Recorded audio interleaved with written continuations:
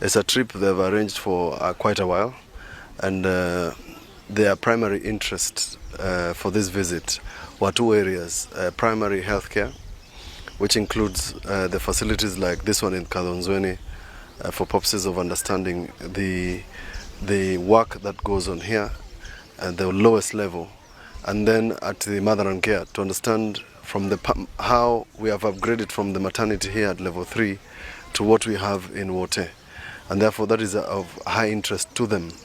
There are many things that we made a presentation on. We made a presentation on an innovation we have started in all our facilities, including this one, which is called the commodity platform, that tells us at the end of every day how many patients have been treated and the medicine that they have been dispensed with. It also gives us an opportunity to check how their stocks are running out, but also gives us demographics of understanding whether the number of staff who are here are able to accommodate the sort of things that they are doing.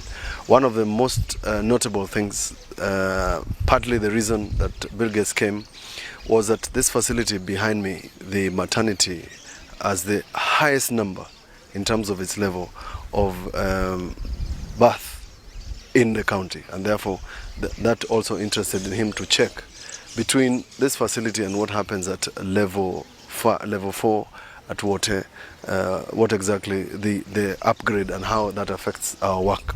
So he was very interested in that, and we made a serious presentation on our workers, our budgets to understand, and he was at a very keen interest on what we call in medical terms fill rate.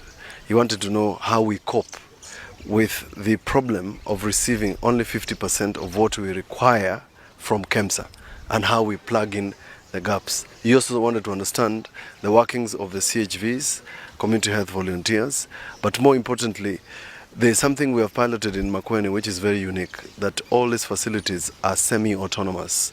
So that is why he had a serious presentation with the chair and a serious presentation with the community health volunteers to understand how they manage the resources that we give them, so that then, irrespective of the shortfalls in revenue and the delays at national, these facilities can continue running uninterrupted. Those are some of the issues. But later, Bill Gates has gone to attend to a farm just close by from here of a lady called Mary who is doing smart agriculture. And that also, they have a huge interest.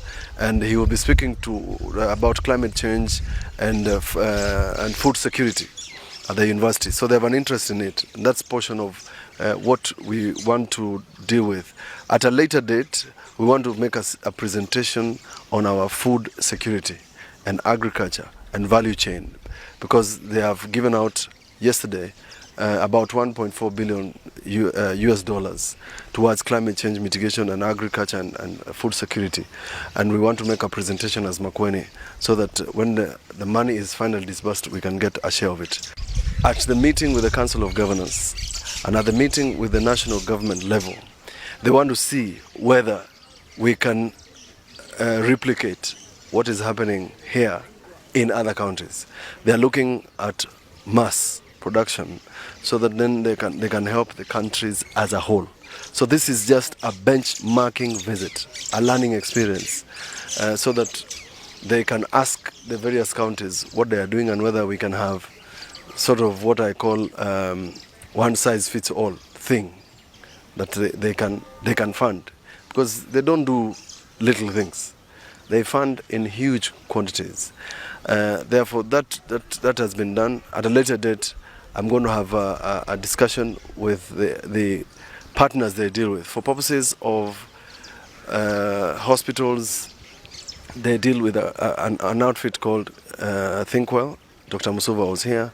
And for purposes of agriculture, they deal with Agra, who we want to engage.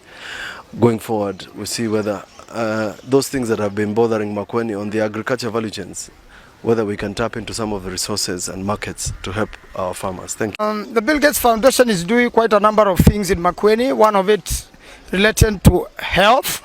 And the other one we have talked about is value addition to our mangoes. And they are keen on agriculture generally.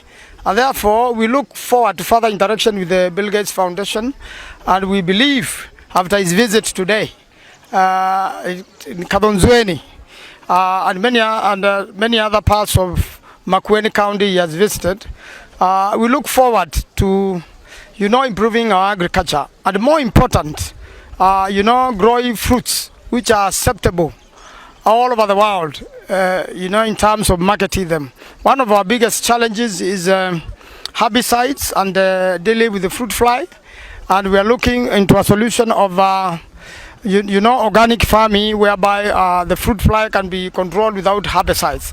That is what is marketing and is being looked for largely in the world, and we're looking forward to market our fruits in Europe and in other parts of the world, including Dubai.